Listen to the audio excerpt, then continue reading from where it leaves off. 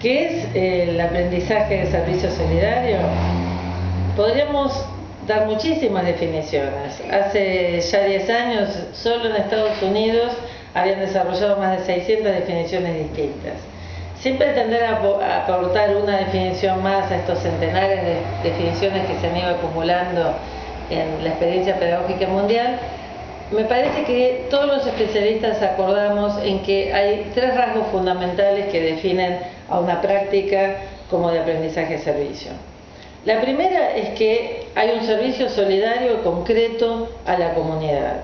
Cuando decimos solidario estamos queriendo decir muy intencionadamente una actividad que no es simplemente hacer para, que no es simplemente una actividad asistencialista, sino que sobre todo un hacer con, un hacer juntos, un trabajar para alcanzar metas de equidad, de justicia, de cambio social significativo. Entonces, el aprendizaje de servicio no es simplemente un diagnóstico, no es simplemente un estudio de la realidad, no es aprender en base a un problema exclusivamente, es pensar cómo se puede resolver ese problema y hacer algo concreto en la comunidad.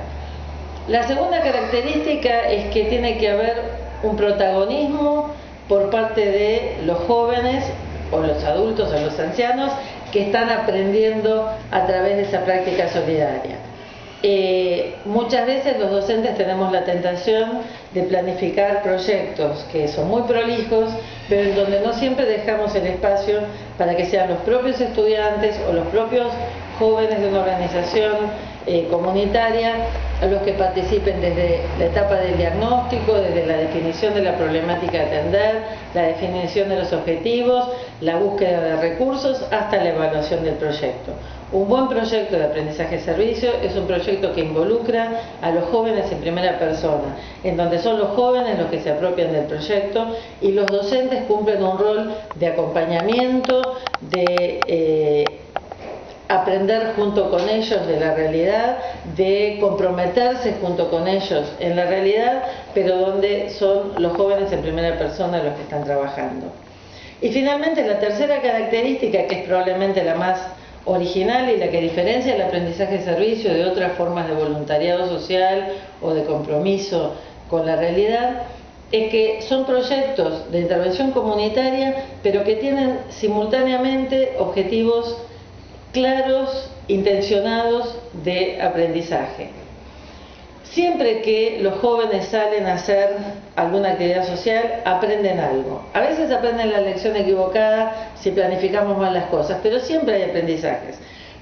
Donde está el protagonismo de los educadores, ya sea de los docentes o de los líderes comunitarios, es en tratar de planificar cómo esa actividad solidaria en la comunidad puede redundar también en beneficio del aprendizaje de los estudiantes. Cómo si estamos trabajando por mejorar el ámbito del medio ambiente en nuestra comunidad, podemos poner en juego explícitamente conocimientos de ciencias naturales, de matemáticas, de física, de química. Como si vamos a hacer un programa de alfabetización, podemos estar poniendo en juego conocimientos no solo de lengua o de matemáticas, sino también conocimientos de ciencias sociales para poder abordar adecuadamente esa comunidad. En la educación superior es particularmente importante este proceso por el cual las prácticas solidarias pueden constituirse en prácticas profesionales de las más eficaces, porque no solo permiten una primera experiencia profesional, sino que esa experiencia sea orientada a el desarrollo del país, a un país mejor a través del servicio de nuestros estudiantes y futuros profesionales.